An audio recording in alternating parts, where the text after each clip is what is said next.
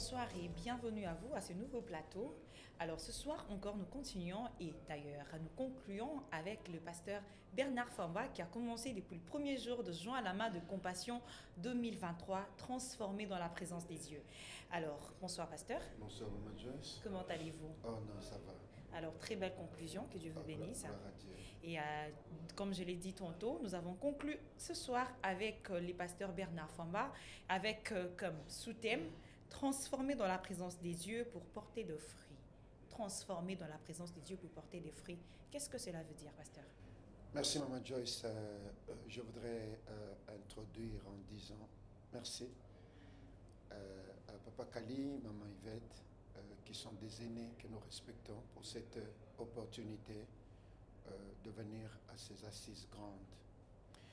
Transformer dans la présence de Dieu pour porter les fruits, c'est que quand un arbre donne un fruit, il n'y a jamais eu de fruits dans le vide.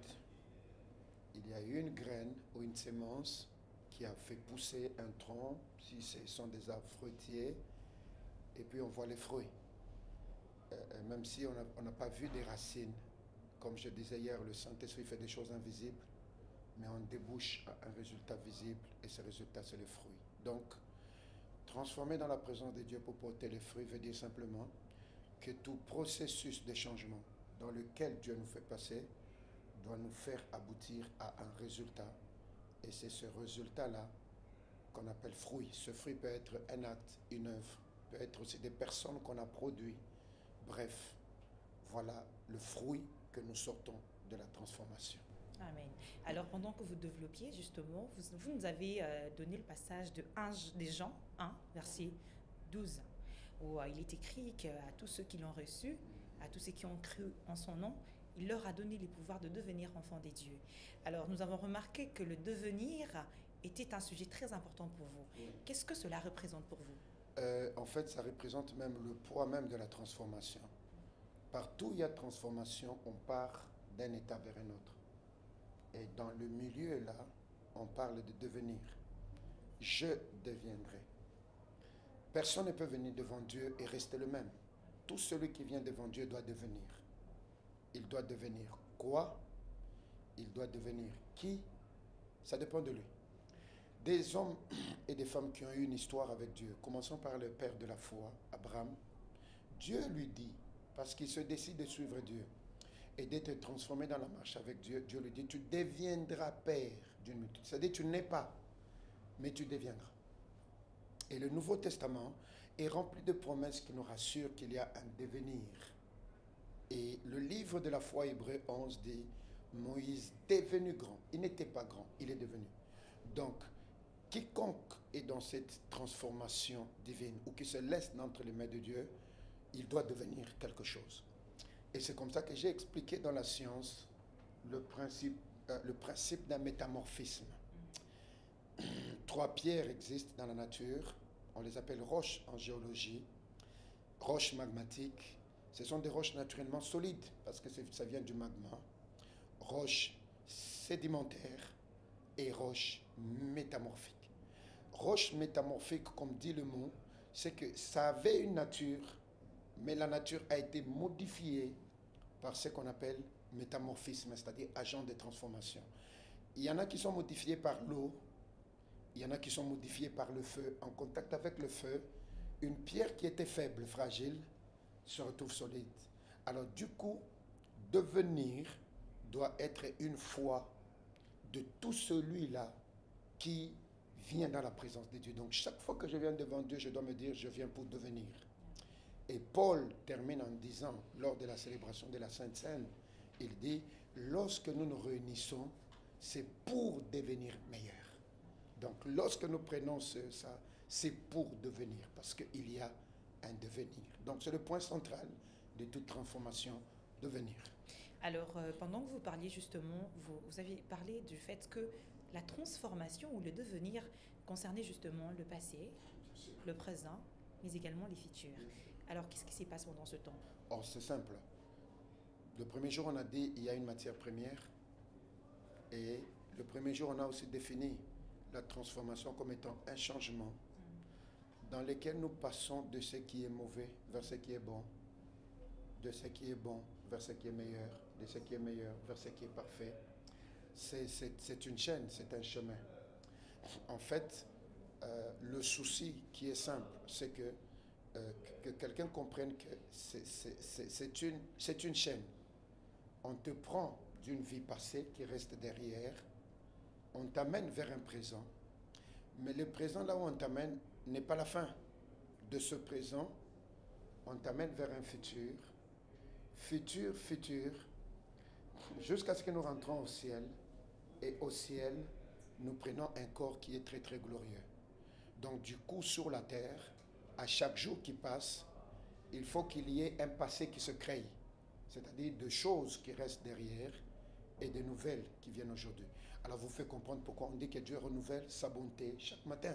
C'est pour qu'on aille d'hier vers aujourd'hui, d'aujourd'hui vers demain. C'est ça le devenir. Alors, très belle hypothèse sur le fait d'avoir un moi public et un moi privé. Alors, les devenirs ou la transformation, selon vous, concerne le moi public ou le moi privé? Le devenir, je le dis dans mon message, ne concerne pas le moi public. Parce qu'en fait, le moi public est une conséquence du moi privé. Tout ce qu'on essaye de voiler, de maquiller, c'est parce qu'on a une faiblesse dans le privé. Si le problème privé est résolu, certains bricolages et maquillages n'auront pas leur raison d'être. Je prends un exemple très simple, très simple. Avant de parler tout à l'heure, j'ai transpiré. Et puis il fallait un rafraîchissement, il fallait mettre quelque chose au visage. Si je n'avais pas transpiré, on n'aurait rien mis sur mon visage. C'est que tout serait normal. C'est que du coup, dans nos vies que les gens ne voient pas, il y a plusieurs manquements, mais que nous essayons de voiler avec l'apparence publique. Mais la vérité, c'est que notre réalité nous frappe au visage quand nous rentrons en nous-mêmes. C'est pourquoi les dieux de la transformation ne regardent pas ce qu'on présente en public parce qu'on trompe les apparences. Il vient dans le privé pour corriger à la source, parce que Dieu fait des choses à partir de la racine. Voilà. Amen. Alors nous allons finir par justement ce qui a constitué votre dernier point pendant que vous parliez. Vous avez parlé du mode opératoire ou carrément la marche à suivre. Et là, vous nous avez cité 4 éléments. Vous avez commencé par la parole des dieux, la prière, le service des dieux. Et enfin la dernière des choses. Voilà, qu'est-ce que cela veut dire? Pourquoi on devrait justement suivre tout ça? C'est simple. Scientifiquement, on m'a appris que quand on établit ce qu'on appelle une marche à suivre, un mode opératoire, c'est pour que quiconque l'applique dise ça marche. En fait, la réussite et la transformation ne sont pas des choses accidentelles, mais ce sont des choses qui ont suivi un chemin. Même la chenille dont je parlais au premier jour qui devient papillon, si vous analysez, la chenille ne devient pas papillon brusquement, ça passe par des étapes. Prenez une grenouille qui devient un crapaud, ça passe par des étapes. En fait, la marche à suivre, c'est juste donner aux gens un canevas. La liste est exhaustive. Oh, d'autres prédicateurs viendront ajouter, parce que tout ce qu'on nous donne comme prédication, c'est pour compléter sur cette marche à suivre. Mais regardez, sur base de ce métamorphisme de contact, c'est-à-dire cette transformation qui s'est produite parce que nous sommes en contact. Souvenez-vous, une pierre qui, dans la nature, elle est fragile, mais dans un contact avec du feu ou une autre pierre, elle devient rigide. Alors, nous, dans la présence de Dieu, notre nature et les compositions des faiblesses et tout ça, la taille courte comme Zachée, commence à être transformée. Mais que ce soit la parole de Dieu, la prière, le service de Dieu, sont des choses qui nous permettent de rester en contact. Or, la transformation, c'est parce qu'il y a un contact. Alors, le service et tout ce qu'on fait nous permet d'être là, présent. Et si nous sommes présents, ça change. Mais le quatrième élément fait toute la différence. C'est ce qui fait qu'ils peuvent être comme des poussins, des oiseaux dans une caisse, mais à un moment donné, s'il y a un petit aigle, il va commencer à voler plus que les poules et les poussins. Parce qu'en fait, la différence se retrouve là, sur le quatrième point. L'instruction que Dieu me donne n'est pas son instruction.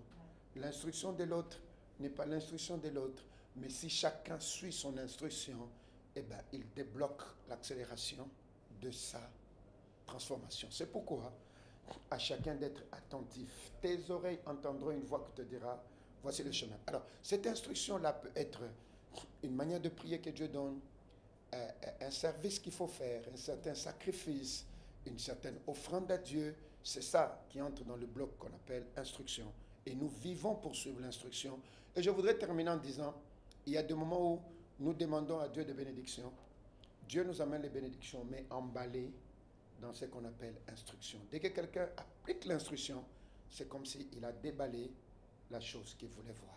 Amen. Alors, Joie la main de compassion 2023, transformé dans la présence des dieux. Alors, merci à vous qui nous avez suivis et merci également à vous, pasteurs, pour votre disponibilité et que Merci Dieu beaucoup, vous Maman bénisse. Dieu vous bénisse et que Dieu bénisse toute l'équipe de la presse et que Dieu bénisse la suite de juin, main de compassion 2023. Amen. Shalom. Amen.